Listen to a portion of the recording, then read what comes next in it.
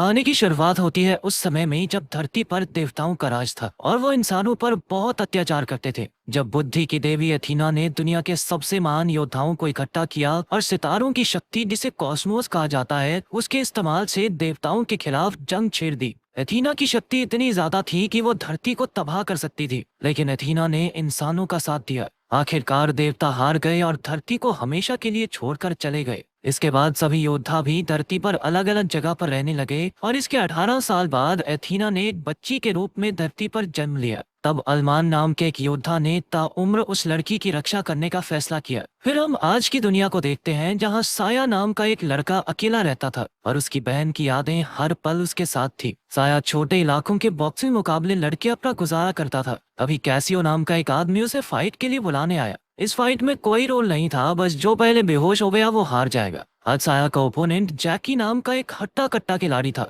उसने बड़े जोश में साया पर हमला करना शुरू कर दिया और साया हर बार उसके वार से बच निकलता। साया उसके हमलों का जवाब नहीं दे रहा था, जिससे कैसियो को बहुत गुस्सा आ गया और उसने रिंग में घुसकर जैकी को बेहोश कर दिया और फिर खुद साया से लड़ने लगा। उसने साया को बहुत बुरी तरह पीटा, जिससे वो बेहोश होने ही वाला था कि अचानक उसे अपनी बहन का चेहरा याद आ गया और उसके शरीर से सितारों की शक्ति यानी कॉस्मोस निकलने लगी। उस पल साया के अंदर मानो पूरे ब्रह्मांड की शक्ति आ गई हो। वो कैसियो को एक ही लात में चित करके वहां से बाहर आ गया। जैसे ही वो बाहर निकला तो योद्धा अलमान उसका इंतजार कर रहा था। अलमान ने उसे कहा कि फाइट के दौरान उसे जो शक्तियां मिली इसकी खबर गरुड़ तक पहुंच गई होगी और वो अपनी फौज के साथ जल्द ही उसे लेने आ जाएगी। असल में गरुड़ अलमान की पत्नी थी जो धरती पर मौजूद कॉस्मोस शक्ति वाले योद्धाओं को इकट्ठा करना चाहती थी। अब अलमान ने साया को अपने साथ चलने को कहा, पर तभी वहां गरुड़ के आदमी आ गए। अलमान और साया वहां से भागे और अलमान के साथ ही माइलॉक ने गार्ड के आदमियों पर हमला कर दिया, लेकिन उन पर गोलियों का कोई असर नहीं हुआ।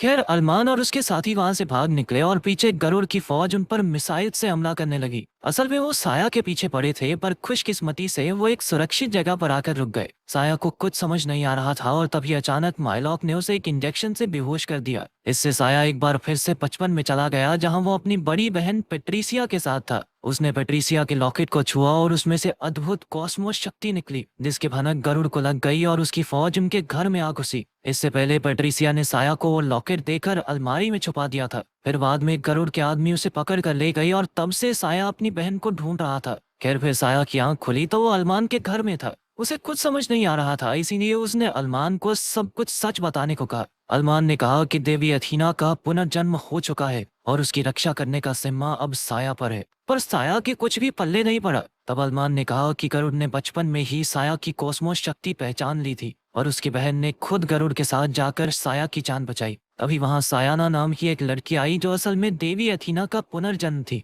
अलमान ने बताया कि गरुड़ सायाना को मारकर उसकी शक्तियां छीनना चाहती है, मगर साया को उनकी किसी बात पर विश्वास नहीं था। खैर, बाद में खाना खाते हुए अचानक चारों ओर अंधेरा हो गया और सायाना के शरीर से कॉस्मोस की जबरदस्त शक्ति निकलने लगी। तभी अलमान ने वहां आकर साया को सायाना से दूर किया, क्योंकि एक देवी की शक्तियां अगर बेकाबू हो गई तो आसपास का सब कुछ तबाह हो सकता है। तब ये भी खुलासा होता है कि कैसियो असल में गरुड़ का ही आदमी था और उसने ही गरुड़ को बताया था कि साया के अंदर कॉस्मोस शक्तियां हैं। उधर सायाना और साया बातें कर रहे थे तो सायाना ने उसे बताया कि बचपन में अलमान और गरुड़ ने उसकी जान बचाई थी। अलमान ने उसे पिता की तरह पाला पोसा, पर गरुड़ को लगता था कि सायाना के अंदर एथीना की शक्तियां हैं जो पूरी धरती को तबाह कर सकती हैं। इसीलिए उसने अलमान को धोखा दिया और अपनी फौज बनाकर सायाना को मारने की कोशिश में जुट गई। खैर, फिर सायाना ने कहा कि जब तक उसकी सारी शक्तियां चाँद नहीं जाती और वो पूरी तरह देवी अथीना का रूप नहीं ले लेती, तब तक साया को उसकी रक्षा करनी होगी। फिर अगले दिन साया को एक आइलैंड पर लाया गया जहां उसकी शक्तियां पूरी तरह जागृत करने के लिए ट्रेनिंग होने वाली थी। साया को एक ऊंचा पहाड़ चढ़कर मरीन नाम के एक योद्धा तक पहुंचना था जो वहां पर उसे ट्रेनिंग देने वाला था। अब साया जबरदस्त तूफान में भी जोर लगाकर पहाड़ चढ़ने लगा। मरीन ने कहा कि उसे अपनी शक्तियां जागृत करके मरते दम तक देवी अथीना की रक्षा करनी होगी, मगर साया का असली मकसद तो अपनी बहन को ढूंढना था। जब मरीन को इस बात का पता चला तो उसने साया को ट्रेनिंग देने से इनकार कर दिया, पर साया ने जैसे तैसे उससे आखिरी मौका मांगा। मरीन मान गया और उसे एक पत्थर तोड़ने को कहा। साया से ये नहीं हो पाया तो मरीन ने उसे ध्यान लगाकर अपने अंदर मौजूद कॉस्मोस को महसूस करने को कहा, लेकिन अब भी उसकी बहन की यादें उसे ध्यान लगाने नहीं दे रही थी। उधर गरुड़ ने अपनी खास जादुई शक्ति से कैसियो को एक अनोखा आर्मर सूट दिया, जिससे वो बेहद शक्तिशाली हो गया। दूसरी ओर साया की ट्रेनिंग जारी थी, पर मरीन अपनी शक्तियों से उसे हर बार हरा देता। मरीन ने उसे समझाया कि अगर वो गरुड़ के खिलाफ होने वाली जंग में खुद की रक्षा करना चाहता है तो उसे अपनी कॉस्मोस शक्ति को जागृत करना ही होगा। उधर सायाना ने सपना देखा कि उसने अथीना बनकर पूरी धरती का सर्वनाश कर दिया, पर फिर अरमान ने उसे शांत किया। दूसरी ओर साया अब भी मरीन से हार रहा था, क्योंकि वो पेट्रिसिया की यादों से बाहर ही नहीं आ पा रहा था। फिर रात को उसने देखा कि पेट्रिसिया ने कहा था कि वो हमेशा उसकी रक्षा करेगी। तब साया को एहसास हुआ कि ऐसी यादों में जीकर गुजारा नहीं होगा, इसीलिए उसे हिम्मत जुटाकर भविष्य के लिए तैयार होने की जरूरत है। अगले दिन से उसकी ट्रेनिंग बेहतर होने लगी और जैसे जैसे समय बीता वो और ताकतवर होता गया। आखिरकार एक दिन वो मरीन पर हमला करके पत्थर तोड़ने में कामयाब रहा। उधर गरुड़ के अड्डे पर उसके आदमी नीरो ने अल्मान के एक आदमी को बंदी बना रखा था। नीरो ने उससे अल्मान का पता पूछा, पर जब उसने मुंह नहीं खोला तो नीरो ने उस पर इतने अत्याचार किए कि वो सब कुछ बताने पर मजबूर हो गया। इधर आइलैंड पर साया ने पूरा ध्यान एकाग्र करके अपने अंदर मौजूद कॉस्मोस शक्तियों को जागृत कर लिया, जिसके सहारे उसने एक बड़ी चट्टान को भी चकनाचूर कर दिया। तभी अचानक उसका लॉकेट एक बक्से में बदल गया और फिर उसके शरीर पर एक जबरदस्त रक्षा कवच आ गया। उसी पल उसके सर में बहुत तेज दर्द हुआ और उसने देखा कि जब गरुड़ पेट्रिसिया को बंदी बनाकर ले जा रही थी उस वक्त अल्मान भी वहाँ मौजूद था। तब उसे एहसास हुआ कि अल्मान भी उसकी बहन को अगवा करने में शामिल था और वो अब तक उसे बेवकूफ बना रहा था। तब साया गुस्से में आइलैंड से निकलकर अल्मान के घर आ पहुंचा और तुरंत उस पर हमला बोल दिया। उसी वक्त माइलॉक और सायाना ने अल्मान को बचाया और सायाना साया को लेकर बाहर आ गई। उसने साया को बताया कि अल्मान ने पेट्रिसिया को सिर्फ सायाना की खातिर अगवा किया था। असल में बचपन में सायाना अपनी कॉस्मोस शक्तियों पर काबू नहीं रख पाती थी और उसने गलती से अपनी माँ गरुड़ को जख्मी कर दिया था। तब अल्मान ने एक सुनहरे आर्मर के जरिए गरुड़ को ठीक किया। तब से गरुड़ को जिंदा रहने के लिए धरती के सारे योद्धाओं की कॉस्मिक एनर्जी की जरूरत पड़ती थी। उस दिन से गरुड़ ने योद्धाओं की कॉस्मिक शक्तियां छीननी शुरू कर दी। इसके बाद जब बचपन में साया के शरीर से वो शक्तियां निकली तो पेट्रिसिया समझ गई कि उसके अंदर जरूर कोई अद्भुत ताकत है। गरुड़ को भी शक्ति का एहसास हो गया, इसीलिए वो उनके घर आ गई और तब पेट्रिसिया ने साया की जान बचाने के लिए खुद को गरुड़ के हवाले कर दिया। मगर गरुड़ को बाद में पता चला कि पेट्रिसिया के अंदर तो कोई ताकत थी ही नहीं। इसके बाद पेट्रिसिया भी कभी लौटकर साया से मिलने नहीं आई, क्योंकि गरुड़ की फौज की नजर हमेशा उस पर रहती थी। अगर वो साया से मिलती तो उसकी जान खतरे में पड़ सकती थी। फिर सायाना ने कहा कि गरुड़ को लगता है कि सायाना बड़ी होकर देवी अथीना बनकर धरती का सर्वनाश कर देगी, पर अल्मान ने हमेशा सायाना की गरुड़ से रक्षा की। अब सायाना को डर था कि जब वो देवी अथीना का रूप लेगी तो वो खुद पर काबू न रख पाई तो क्या होगा। इसीलिए उसने साया से वादा करने को कहा कि चाहे मुझे मारना पड़े पर तुम धरती को जरूर बचाओगे। तभी अचानक साया और सायाना ने देखा कि गरुड़ की स्पेसशिप अल्मान के घर की ओर बढ़ रही थी।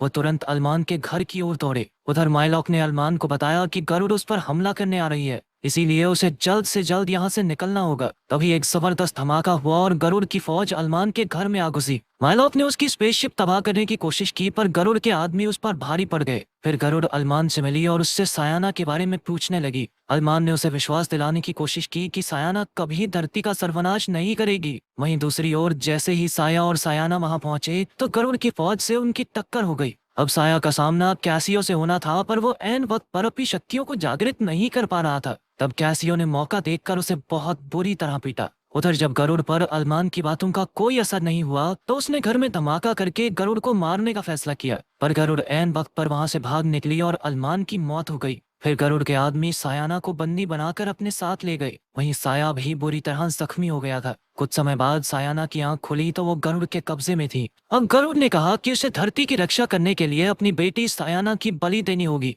फिर उसने नीरो को प्रक्रिया शुरू करने को कहा। उधर साया को बहुत पछतावा हो रहा था, क्योंकि वो सायाना की रक्षा नहीं कर सका। तभी अचानक उसे दिखाई दिया कि बचपन में उसने अपनी बहन को वापस लाने की कसम खाई थी। इसके बाद माइलॉक वहां आया और वो दोनों सायाना को बचाने निकल पड़े। जब वो गरुड़ के अड्डे के करीब थे तो रेडार पर उनकी स्पेसशिप पकड़ी गई, इसीलिए अब बचने के लिए साया को स्पेसशिप से कूदना होगा। जैसे ही वो कूदा तो उसने अपने सुरक्षा कवच को जागृत कर लिया, जिससे वो सही सलामत नीचे पहुंच गया। फिर उसने गरुड़ के सभी फौजियों की हड्डी पसली एक कर दी और अंत में कैसियो भी उसके हाथों मारा गया। उधर सायाना का अंत नजदीक था और उसी पल गरुड़ को एहसास हुआ कि वो गलत थी। उसने नीरो को प्रक्रिया बंद करने को कहा, पर नीरो नहीं माना। तभी उसने फीनिक्स योद्धा का रूप ले लिया। गरुड़ ने उसका मुकाबला करने की कोशिश की, पर वो एक पल भी नहीं टिक सकी। वो गरुड़ का काम तमाम करने ही वाला था कि साया वहां पहुंचा और दोनों योद्धाओं के बीच जबरदस्त युद्ध शुरू हो गया। उसके हमले इतने खतरनाक थे कि आसपास की बिल्डिंग्स तक तबाह होने लगी। उधर गरुड़ ने जैसे तैसे सभी मशीन्स बंद करके सायाना की जान बचाने की कोशिश की, मगर उसी पल चारों ओर तेज रोशनी का प्रकाश हुआ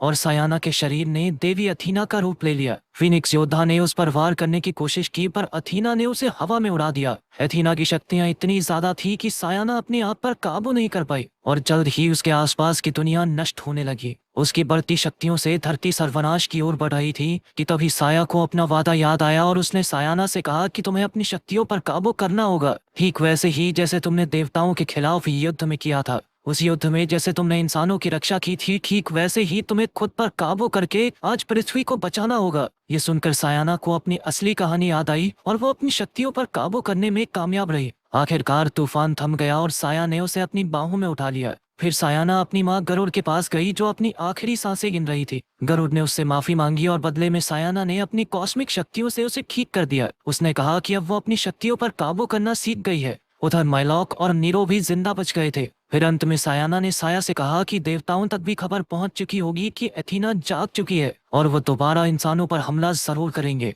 इसीलिए उन्हें धरती के सभी योद्धाओं को इकट्ठा करना होगा ताकि वो देवताओं का सामना कर सकें।